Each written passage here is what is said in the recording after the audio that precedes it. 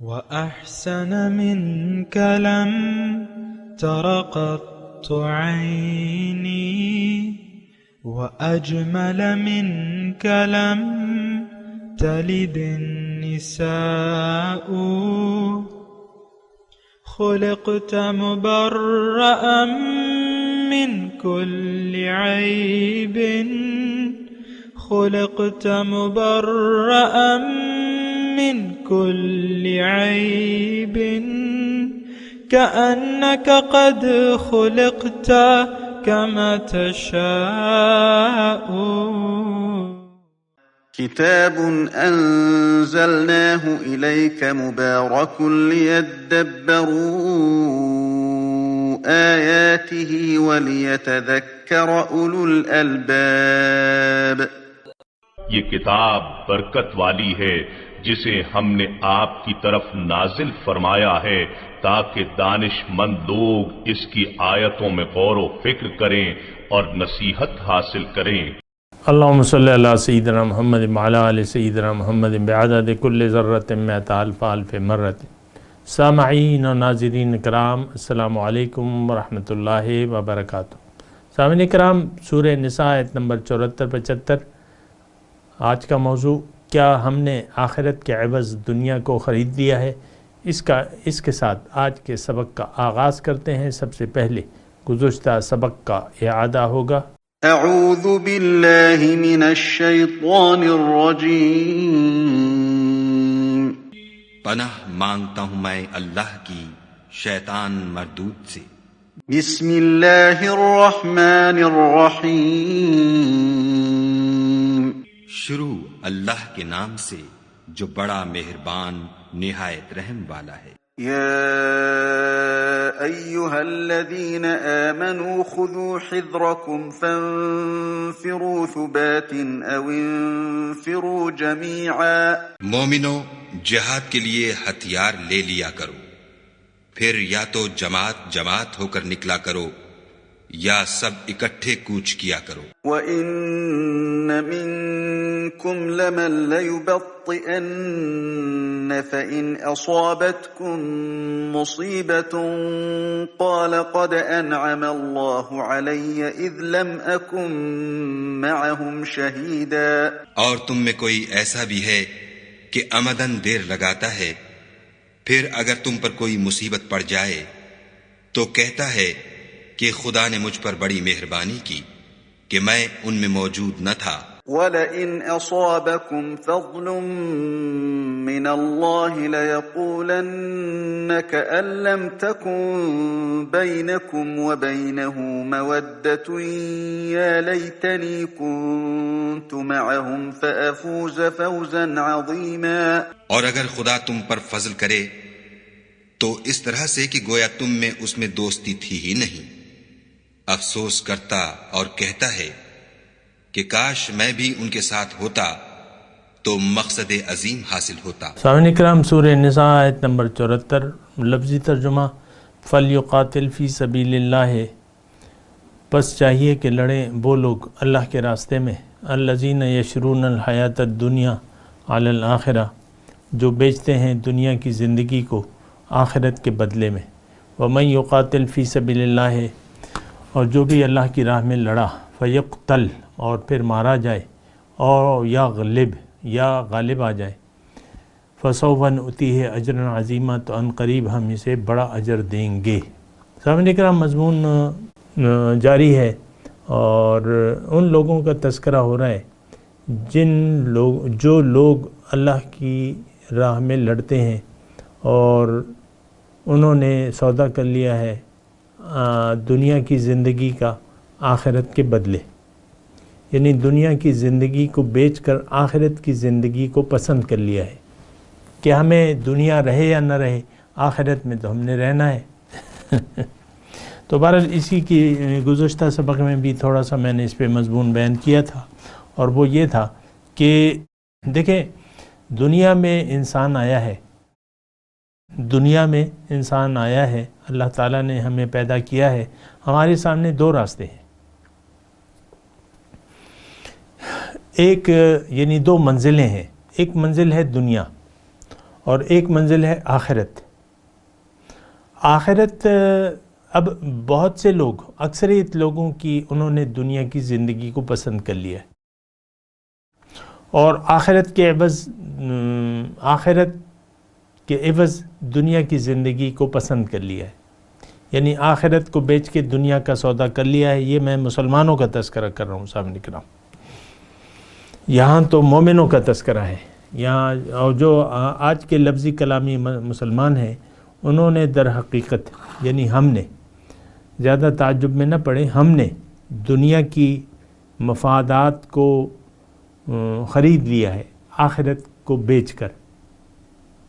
اور گزشتہ سبق میں نے آپ کو تھوڑا سا بتایا تھا کہ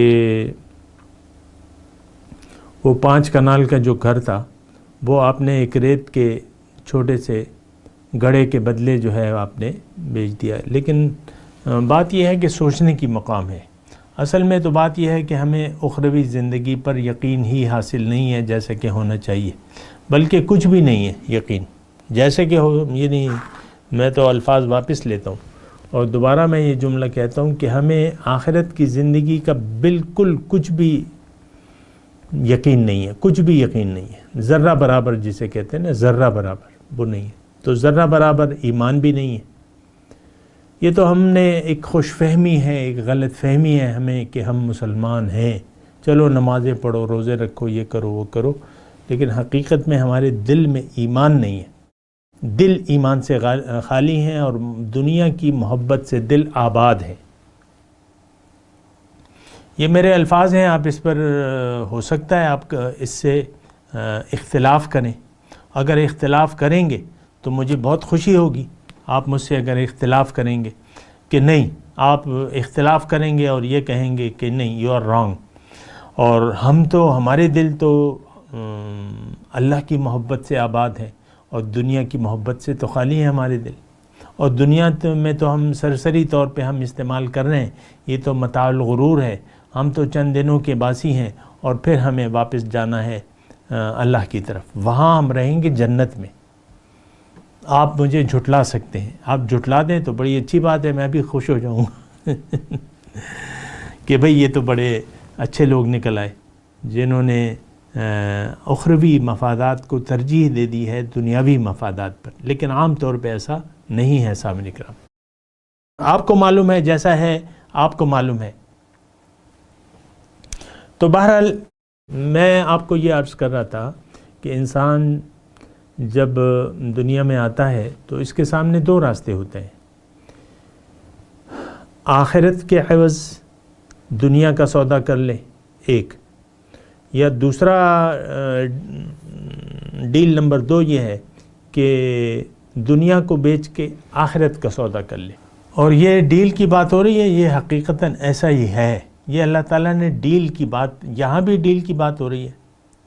یہ شرونہ جو ہے وہ دونوں معنوں، متضاد معنوں میں استعمال ہوتا ہے، بیچنے کے لیے بھی استعمال ہوتا ہے، خرید لینے کے لیے استعمال ہوتا ہے، تو دونوں معنوں میں، یہاں دونوں معنوں میں استعمال کر سکتے ہیں کہ ایک وہ لوگ ہیں جنہوں نے دنیا کو خرید لیا ہے آخرت کو بیچ کے، یا دوسرا لفظ یہ ہے کہ دنیا کو آخرت کو بیچ کے دنیا کا سودا کر لیا ہے۔ تو دنیا کو بیچنا ہے ہم نے۔ دیکھیں، اگر آپ دنیا کی کامیابی میں، دنیا میں کامیابی چاہتے ہیں اور ناکام نہیں ہونا چاہتے تو آپ کو دنیا کو بیچنا پڑے گا، دنیاوی مفادات کو اخروی مفادات کے عوض قربان کرنا پڑے گا جب ضرورت آئے۔ یہ ہر وقت ایسا نہیں ہوتا۔ دیکھیں، ابتدا میں تو آپ سے آپ کا نفس یعنی آپ نفسانی خواہشات کی قربانیاں دیں گے، اور قربانی جو ہے اصل چیز ہے، خرچ کرنا، قربان کرنا، قربانی اصل ہے۔ اور اس میں دیکھیں، ہم جو قربانی کرتے ہیں نا عید الاضحیٰ کو، تو اس میں کیا جذبہ ہوتا ہے؟ جب آپ جو قربانی کا جانور ہے اس کے گلے پہ افضل یہ ہے کہ آپ خود چھری پھیریں اور خون بہانا عید الاضحیٰ کے دن سب سے زیادہ اللہ کے نزدیک پسندیدہ عمل ہے خون بہانا. تو اس میں جذبہ کیا ہونا چاہیے؟ اور جذبہ کیا تھا؟ یہ تو ہماری ابراہیم علیہ السلام کا طریقہ ہے، سنت ہے ان کی. جذبہ تو ان کا تھا کہ جو محبوب بیٹا تھا انہوں نے اس کے گلے پہ چھری پھیرنے لگے، لیکن بعد میں اللہ تعالیٰ نے اس کو ایک مینڈھے کی قربانی سے بدل لیا. وہ چھری کام ہی نہیں کر رہی تھی.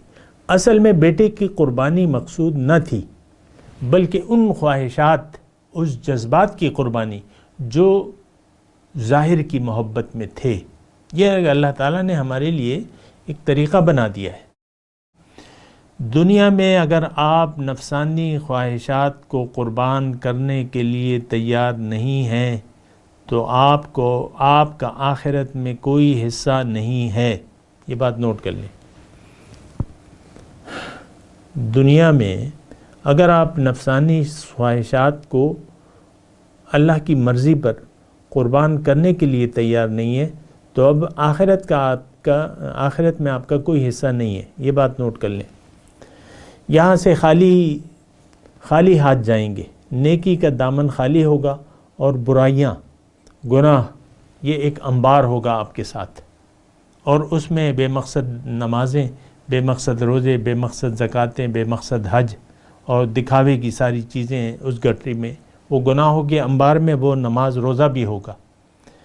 آپ کو معلوم ہے کہ سورہ ماعون میں اللہ تعالیٰ نے وعید سنائی ہے کہ فویل للمصلین الذین هم عن صلاتهم ساہون، کہ تباہی ہے نمازیوں کے لیے جو اپنی نماز کے مقصد سے غافل ہیں. الذین هم یراؤون، وہ دکھاوا کرتے ہیں. ہماری آج کل کی زندگی تو دکھاوا کیا ہے؟ غیر اللہ کے لیے جو عمل ہو وہ دکھاوا ہے، ریاکاری ہے. اللہ اکبر. تو دیکھیں، میں آپ کو بتا رہا تھا کہ دو راستے ہیں ہمارے سامنے. یا تو دنیاوی مفادات کو آپ بیچ کے آخرت کا سودا اللہ تعالیٰ سے کر لیں، یا آخرت کو بیچ کے دنیاوی مفادات کا سودا کر لیں. یہ دونوں سودے یہاں بک رہے ہیں. ایک جہنم کا سودا ہے اور ایک جنت کا سودا ہے. جنت کا اگر سودا کرنا چاہیے تو دنیاوی، یعنی جنت اگر آپ کو چاہیے تو دنیاوی مفادات کو آپ نے بیچ دینا ہوگا، یعنی اس کو ترجیح دینی ہوگی. آخرت کے لیے آخرت کو ترجیح بنانا ہوگا. میں آسان الفاظ میں پورا جملہ آپ کے سامنے بول رہا ہوں. لیکن اگر آپ ایسا نہیں کرتے، کیسا نہیں کرتے کہ آپ دنیاوی مفادات کو قربان نہیں کرتے، اخروی مفادات پر اپنی مرضی کو ترجیح دیتے ہیں اللہ کی مرضی پر، دین اسلام کے طریقے کو، اللہ کے رسول کے طریقے کو چھوڑ دیتے ہیں، اپنی مرضی کا طریقہ اپنا لیتے ہیں زندگی گزارنے کے لیے. اور آج کل یہاں رک کے میں یہ کروں گا سامعین کرام ضرور یہ بات کہ عام معاشرہ جو ہے وہ یہ ایک مادر پدر آزاد معاشرہ ہے، اپنی مرضی زندگی گزار رہے. اللہ کی رضا اس کا کوئی پاس ہی نہیں ہے، ہمیں قطعاً نہیں ہے. تو بہرحال یہ ساری باتیں ہیں، اس کو آپ نے دیکھنا ہوگا، سوچنا ہوگا، سمجھنا ہوگا کہ ہم کہاں جا رہے ہیں. دیکھیں، اگر آپ مجھ سے پوچھتے ہیں کہ آپ ہمیں بتا دیں کہ ہم کہاں جا رہے ہیں، ہمارا رخ کس طرف ہے، تو میں واضح طور پہ بتاتا ہوں کہ چونکہ آپ نے دنیاوی مفادات کا سودا کر لیا ہے، یعنی یہ آپ کو عزیز تر ہیں، دنیاوی مفادات آپ کو عزیز تر ہیں، تو اس لیے آپ کا رخ جو ہے جہنم کی طرف ہے. آپ جہنم کے راستے پر ہیں، آپ عنقریب جہنم کا ایندھن بننے والے ہیں. یہ بلا کسی روک ٹوک کے میں آپ کو یہ بات بتا رہا ہوں کہ آپ جہنم کے راستے پر چل رہے ہیں.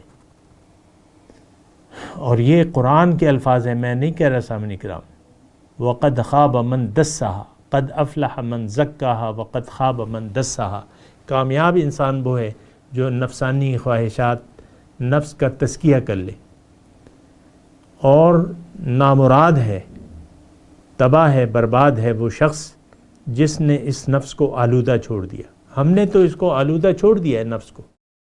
دیکھیں تزکیہ نفس کا آج ہمارے معاشرے میں نہ کتابوں میں ہے، جو آپ کی نصاب کی کتابیں ہیں، جھوٹی نصاب کی کتابیں جو ہے، اور نہ اس میں ہے کوئی تزکیہ نفس کا کوئی باب ہے، آپ مجھے بتائیں۔ تو ایسا تو نہیں ہے، یعنی ایسا نہیں ہے۔ ہم نے تو نفسانی نفس کو آزاد چھوڑ دیا ہے۔ نفس تو یہ تھا کہ آپ اسے قابو میں کر دیں۔ میرے رسول نے فرمایا کہ الکیس من دان نفسہ وعمل لما بعد الموت، ہوشیار انسان تم میں سے وہ ہے جو اپنے نفس کو قابو میں کر لے اور عمل کرے اس زندگی کے لیے جو موت کے بعد ہے۔ ہم تو دنیا کے لیے زندگی گزار رہے ہیں، موت کے بعد تو دیکھا جائے گا، دیکھیں گے، جب دیکھے گی تو جب آئے گی، جب پڑے گی تو دیکھیں گے، یہ ہمارا ہے کہ نہیں کہنا۔ تو بہرحال بہت تکلیف دہ صورتحال ہے، اس کو آپ کو دیکھنا ہوگا، سوچنا ہوگا، سمجھنا ہوگا۔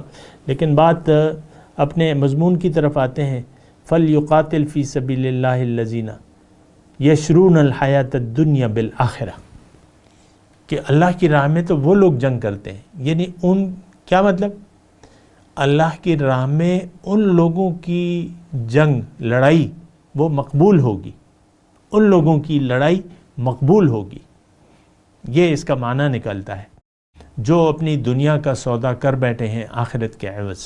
سبحان اللہ۔ پھر اللہ تعالیٰ فرما رہے ہیں آیت کے دوسرے حصے میں، وَمَن يُقَاتِلْ فِي سَبِيلِ اللَّهِ، جو بھی لڑے گا اللہ کی راہ میں، دو ہی صورتیں ہیں، یا مارا جائے گا یا مارے گا، غالب آ جائے گا۔ تو دونوں صورتوں میں اللہ تعالیٰ فرما رہے ہیں کہ میں اسے اجر عظیم دوں گا۔ جو جنگ میں، دیکھیں جنگ تو ہم فتح کے لیے لڑتے ہیں اور فتح کے لیے لڑنی چاہیے، یہ ایک الگ بات ہے، یعنی آپ کا نقصان نہ ہو جنگ میں۔ ہاں، موت کی شہادت کی آرزو رکھنا تو ہمارے ایمان کا حصہ ہے، لیکن آپ کا تو مقصد جو ہے جنگ سے وہ اسلام کا غلبہ ہے، اللہ کے امر کو غالب کرنا ہے، اور وہ اسی صورت میں ہوگا جب آپ غالب ہوں گے، جب آپ ان کی تلواروں کو توڑ دیں گے، ان کی توپوں کو خاموش کر دیں گے، تب اسلام کا غلبہ ہوگا، تب آپ لوگوں کے یعنی اسلام کے، اللہ کے حکم کو نافذ کرنے کی پوزیشن میں ہوں گے۔ ایک بات تو یہ نوٹ کر لیں۔ دوسری بات یہ ہے کہ اس میں اللہ تعالیٰ فرما رہا ہے کہ دیکھو اصل تو تمہارا جذبہ ہے، تم لڑے یا مارے گئے یا جو ہے تم غالب آ گئے، دونوں صورتوں میں تمہارا اجر جو ہے محفوظ ہے، غازی ہو یا شہید، تمہارا اجر کہیں نہیں جاتا۔ پھر اللہ تعالیٰ فرما رہے ہیں دوسری آیت میں، وَمَا لَكُمْ لَا تُقَاتِلُونَ فِي سَبِيلِ اللَّهِ، اور کیا ہوا تمہیں کہ تم نہیں لڑتے اللہ کی راہ میں، وَالْمُسْتَضْعَفِينَ مِنَ الرِّجَالِ وَالنِّسَاءِ وَالْوِلْدَانِ، اور کمزور بے بس مرد،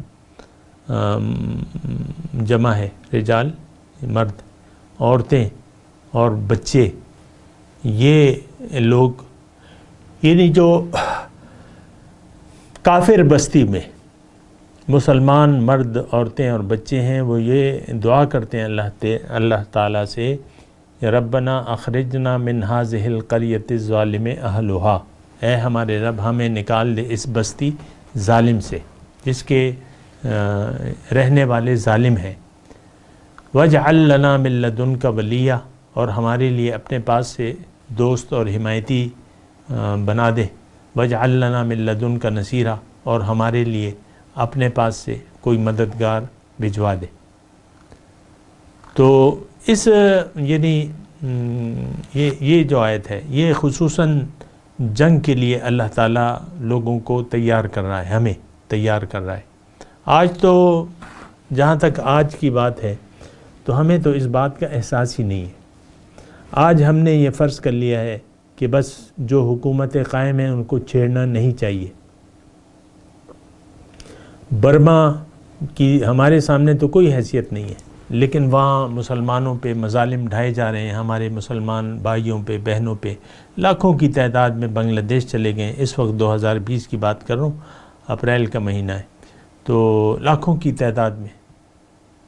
ابھی میں نے ایک خبر پڑی تھی BBC پہ کہ بنگلہ دیش کی سمندری حدود میں ایک کشتی میں تقریباً 200 وہاں کے برما کے روہنگا مسلمان تھے، اور وہ 2 سال میں سمندر میں بھٹک رہے تھے، وہاں سے نکل گئے تھے اور 2 سال سے سمندر میں کشتی میں رہ رہے تھے۔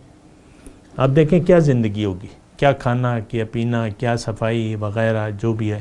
تو پھر ان کو انہوں نے یعنی ریکور کر لیا بنگلہ دیش کی حکومت نے۔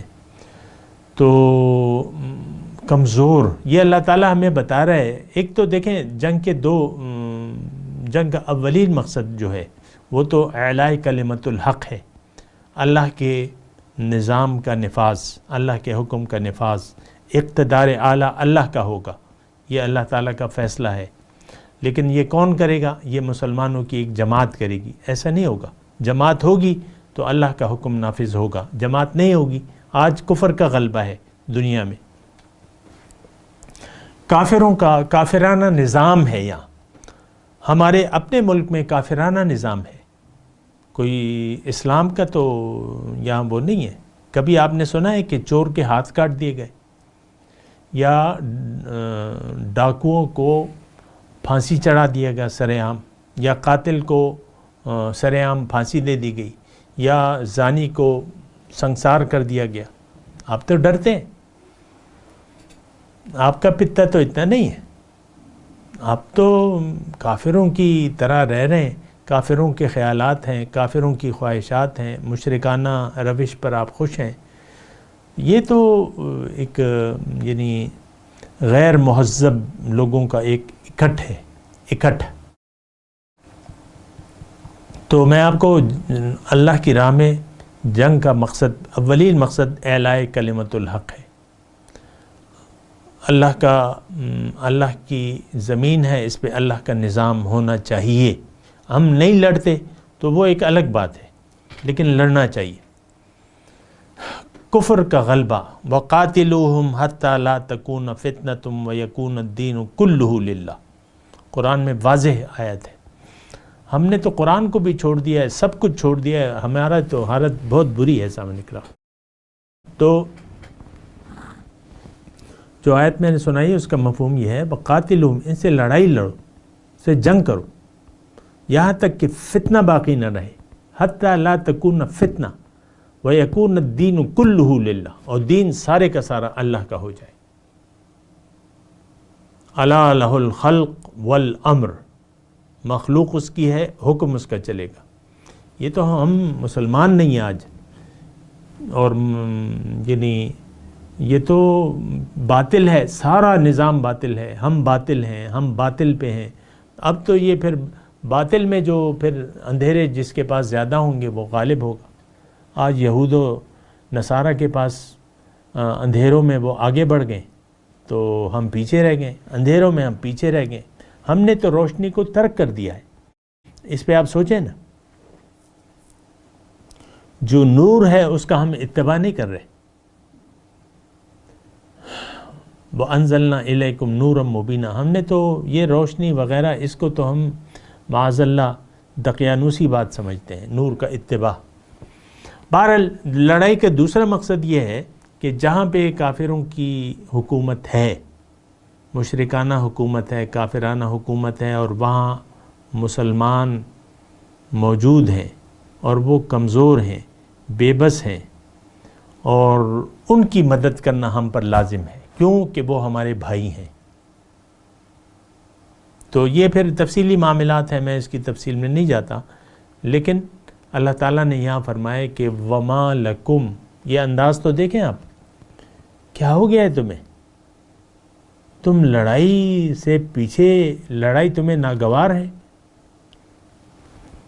یہ تو نہیں ہونا چاہیے۔ حالانکہ ایسے لوگ موجود ہیں، مرد ہیں، عورتیں ہیں، بچے ہیں، اور وہ اللہ سے دعا کر رہے ہیں کہ اللہ تعالیٰ ہمارے لیے کوئی بندوبست کر دے اور ہمیں ظالم قوم سے نجات دے دے۔ تو اللہ تعالیٰ ظاہر ہے کہ مدد اب کیسے کرے گا ان کی؟ تو وہ مومنوں کے ذریعے کرے گا۔ اور مومنوں، تم لڑو اللہ کی راہ میں، جاہد الکفار والمنافقین واغلظ علیہم، ان پہ سختی کرو. تو بہرحال واجعل لنا من لدنک نصیرا. تو اب یہاں جو مضمون آ رہا ہے سامنے کرام، تو اس میں یعنی جو مضمون گزر چکا ہے، اس میں پہلے تو میں تھوڑا سا یہ تلاوت کر لیتا ہوں، اور اس کے بعد جو ہے پھر اگر وقت ہوا تو تھوڑی سی بات بھی کر لیں گے. اعوذ باللہ من الشیطان الرجیم. بسم اللہ الرحمن الرحیم. فَلْيُقَاتِلْ فِي سَبِيلِ اللَّهِ الَّذِينَ يَشْرُونَ الْحَيَاةَ الدُّنْيَا بِالْآخِرَةِ وَمَنْ يُقَاتِلْ فِي سَبِيلِ اللَّهِ فَيُقْتَلْ أَوْ يَغْلِبْ فَسَوْفَ نُؤْتِيهِ أَجْرًا عَظِيمًا. وَمَا لَكُمْ لَا تُقَاتِلُونَ فِي سَبِيلِ اللَّهِ وَالْمُسْتَضْعَفِينَ مِنَ الرِّجَالِ وَالنِّسَاءِ وَالْوِلْدَانِ الَّذِينَ يَقُولُونَ رَبَّنَا أَخْرِجْنَا مِنْ هَذِهِ الْقَرْيَةِ الظَّالِمِ أَهْلُهَا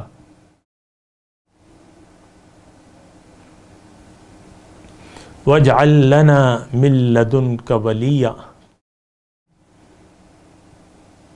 وَاجْعَلْ لَنَا مِن لَّدُنْكَ نَصِيرًا.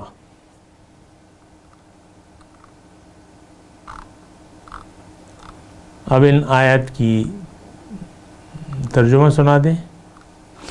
فَلْيُقَاتِلْ فِي سَبِيلِ اللَّهِ، سو چاہیے کہ اللہ کے راستے میں لڑیں. الذین یشرون الحیات الدنیا بالآخرہ، جو دنیا کی زندگی بیچتے ہیں آخرت کے عوض. ومن یقاتل فی سبیل اللہ، اور جو لڑے اللہ کی راہ میں. فیقتل او یغلب، پھر مارا جائے یا غالب آئے. فسوف نؤتیہ اجرا عظیما، تو ہم عنقریب اسے بڑا اجر دیں گے. وما لکم لا تقاتلون فی سبیل اللہ، اور کیا ہوا تمہیں کہ تم اللہ کے راستے میں نہیں لڑتے. والمستضعفین من الرجال،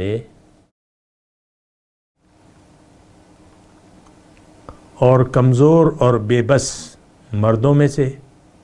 والنساء والولدان، عورتیں اور بچے. الذین یقولون، جو یہ دعا کر رہے ہیں، ربنا اخرجنا من هذه القریۃ الظالم اہلھا،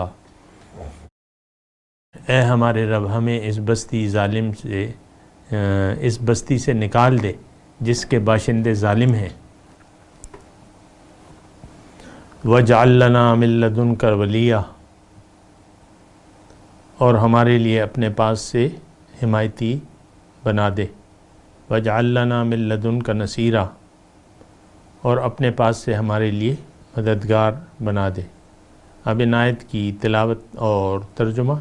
اعوذ باللہ من الشیطان الرجیم. پناہ مانگتا ہوں میں اللہ کی شیطان مردود سے. بسم اللہ الرحمن الرحیم.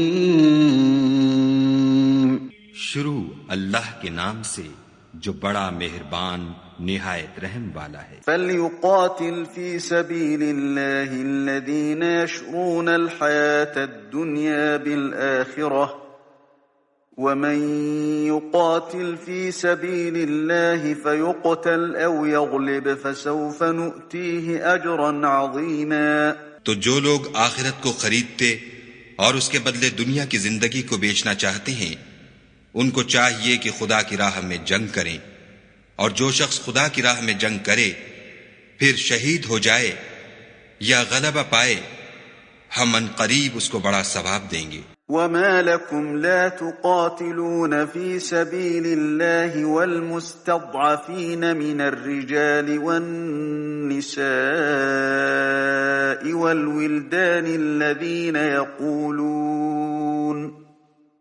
والولدان الذين يقولون ربنا أخرجنا من هذه القرية الظالم أهلها واجعل لنا من لدنك وليا واجعل لنا من لدنك نصيرا۔ اور تم کو کیا ہوا ہے کہ خدا کی راہ میں اور ان بے بس مردوں اور عورتوں اور بچوں کی خاطر نہیں لڑتے جو دعائیں کیا کرتے ہیں کہ اے پروردگار ہم کو اس شہر سے جس کے رہنے والے ظالم ہیں نکال کر کہیں اور لے جا، اور اپنی طرف سے کسی کو ہمارا حامی بنا، اور اپنی ہی طرف سے کسی کو ہمارا مددگار مقرر فرما۔ سامعین کرام، اس کے ساتھ آج کے درس کا وقت اختتام کو پہنچا۔ اگلے درس میں انشاءاللہ ملاقات ہوگی۔ وآخر دعوانا ان الحمدللہ رب العالمین۔ مولایا صلی وسلم دائما ابدا علی حبیبک خیر الخلق کلہم۔